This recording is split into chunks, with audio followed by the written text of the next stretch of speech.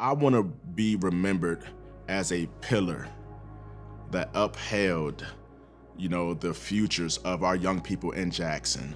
I want to be a person I don't need a lot of recognition or awards or, or stage time. I want to be somebody who, students remember. Oh, you remember being in Mr. Brandon's class? They might not remember the history concepts that we went over. They might not remember the Spanish or the world history or the geography, but I want them to remember the feeling of coming into my classroom and having somebody that genuinely cares. I feel like that's a very important part of building up these young people. The character education. They come in, they see me working hard, they see how positive I am, they see how much I invest into my classroom, the passion that I bring. That character education is a very, very important part of me. So if students walk out of here, especially young men and women who don't get this at home, again, I bring up, the fact that I don't know what they're bringing to school every morning.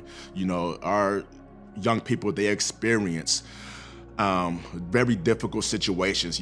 This is a public school, so we get a large vary in our demographic here. And some kids, they bring a lot in. I mean, their shoulders are weighted down. So when they come in and they get to see somebody that looks like me, that's positive, that's uplifting, that cares, there's hope.